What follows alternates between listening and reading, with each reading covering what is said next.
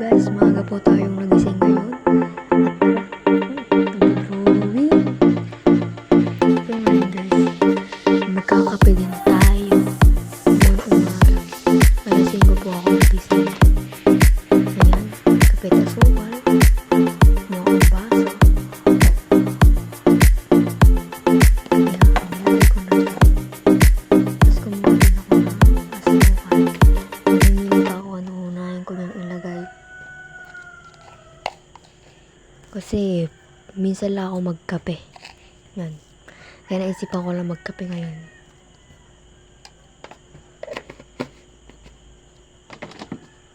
Hello po sa inyo kung sino po ang nagising ng maaga.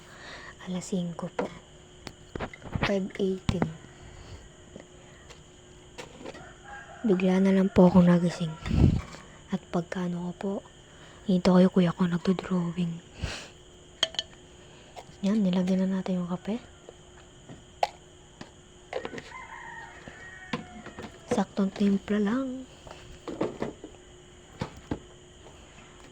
Tapos, lalagay na natin yung mainit na tubig galing sa thermos.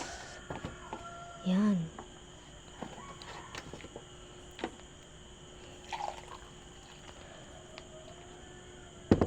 Sino po maaga magising dyan? Comment naman. Maaga pa talaga kami nagigising. Yan, sinarado ko na yung takip ng thermos. Lagay ko na po dito. Yan. Yan ay kuya ko nag-drawing. Kukuha po tayo ng kutsara. Uy, magic! Yan.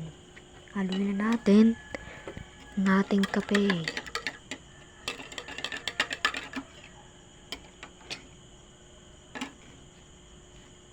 Lagay natin dito sa washing machine. Yan.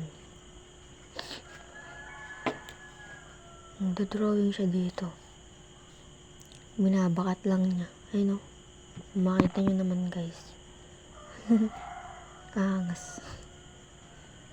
Kagabi pa po siya nagdo-drawing. 9 pa din gising na. Yan, walis tayo.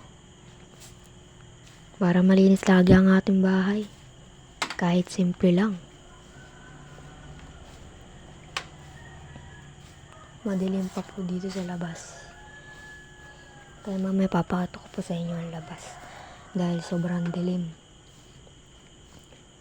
Yan, makikita niyo po ang hino ko dyan. Nagwawalis. At yung walis namin bungi na. Wala kaming pambili ng pera.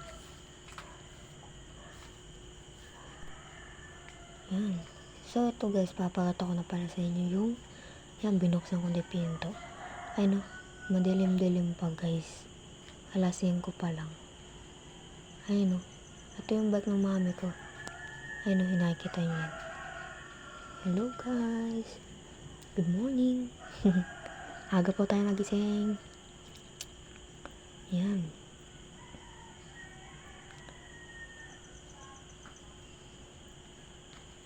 Tara, sarado na natin tong pinto. So, ayan. Sarado na natin. Tara na. Ayan, kunin ko na yung kape ko. Ayan. Nilapag ko lang ang cellphone ni mami. And let's go. Wala nga po pala dito yung mami ko kasi may umalis po sila. Ayan. Ikop natin.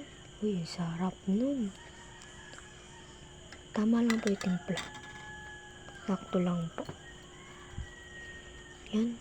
So guys, bye-bye.